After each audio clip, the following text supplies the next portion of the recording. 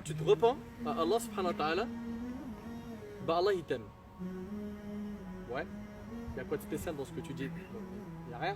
Si, il y a quelque chose. Médite. On va la faire autrement. Toi, tu as un voisin, ok? Et tu as fait la misère pendant 20 ans. Toi, ton mari ou ta femme, tes gosses, il vous a hagar le moral. Sont à fond, insultes, humiliation, poubelle devant chez toi, crie, ramène la police, boucan, humiliation, tout. Ok? Et 20 ans ça dure. 20 ans où il marche, il voit un de tes enfants, il l'humilie, il le rabaisse, il l'insulte. Et le petit il vient, il pleure. Hein? Il le fait peur, il traumatise ta famille. C'est un poison ce voisin ou cette voisine. Ok? Et là, après 20 ans, il vient te voir et te dit bon, elles sont rancune. T'es capable de lui dire ouais, je t'aime? Là, vous avez compris que c'est quelque chose que quand tu te repens, eh ben Allah subhanahu wa ta'ala, il t'aime. Allah, il a dit inna Allah yuhib at-tawwabin. Allah aime ceux qui se repentent. Allahu akbar. Allah, il les aime. C'est-à-dire, pendant 50 ans ou 60 ans, hein, peut-être il a vécu plus, il a associé Allah. Il se prosternait devant une pierre, une statue, n'importe, ok? Il a fait tous les péchés qui existent, ok?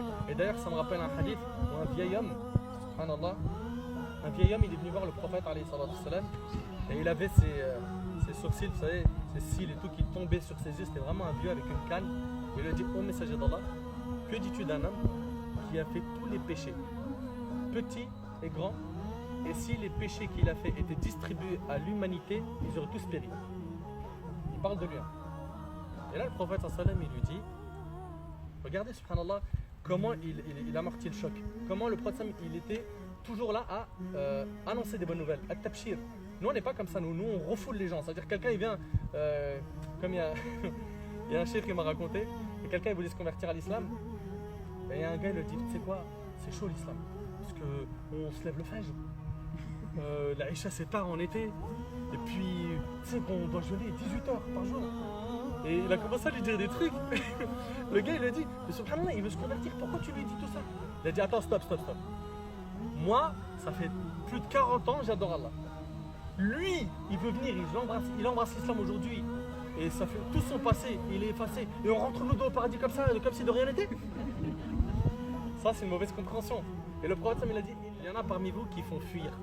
Et ça, c'est une réalité. Wallah el-azim. Combien de fois les frères ou les sœurs rencontrent des gens secs, tons secs, discours secs, crus. Il n'y a pas le sourire, il n'y a pas la fraternité, il n'y a pas l'amour et l'entente. Pourquoi? Parce qu'il a une mauvaise compréhension de la religion. Tiens, viens, assiste au dars toi aussi. Donc, pour terminer, on a dit que le pécheur, Allah subhanahu wa ta'ala, il l'aime quand il se repent. Et ça, franchement, wallah el-azim, c'est quelque chose. C'est-à-dire que tous les péchés que tu as fait pendant toutes ces années-là, si tu te repens sincèrement, et c'est quoi un repentir sincère d'ailleurs? Et c'est avec ça qu'on va finir, Inch'Allah.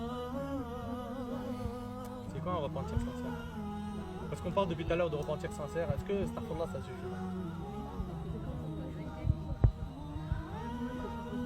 Ouais. Alors ça c'est une parmi les conditions. Comment? Première chose c'est le regret. Le prophète il a dit an-nadamu tawba. Le regret c'est un repentir. Déjà le regret c'est un sentiment profond du cœur. Tu peux pas faire du cinéma devant Allah et lui dire je regrette et tu mens parce qu'il sait ce qu'il y a dedans. Ok? Donc ça c'est pas facile déjà de regretter. C'est un boulot qui est très difficile. Et pour ça il faut vraiment travailler sur le cœur. Et de toute façon c'est al-qalb huwa mawdi' nadar ar-rabb yawm al-qiyamah. Le cœur c'est ce qu'Allah il regarde le jour du jugement. Allah il dit yawma la yanfa'u malun wa la banun illa man ata Allah bi qalbin salim. Le jour où ni les biens ni les familles ne seront d'aucune utilité sauf celui qui se présente à Allah avec un cœur saint. Ce qu'il faut que tu prépares à Allah c'est un cœur saint. L'apparence on vous a dit c'est trop facile. Ok? Une soeur elle met un hijab, elle l'a emprunté ou elle l'a acheté à 10 euros ou autre chez la soeur là-bas dans la couronne. Ben voilà, tu mets ça, y est, t'es une soeur d'apparence, mais dedans, dans le comportement et dans ton cœur, comment t'es? Pleine d'envie, pleine de jalousie, pleine de haine, de rancune, de maladie, de mépris. C'est pas un cœur ça. C'est une ordure, ça doit être nettoyé. Et d'ailleurs, Aïcha radhiyallahu anha, la femme du prophète, elle disait nos demandes de pardon méritent des demandes de pardon. Parce que nous, quand on dit astaghfirullah, le cœur il est pas là. Astaghfirullah, il regarde le haram, astaghfirullah, le truc de fou, le haram, astaghfirullah.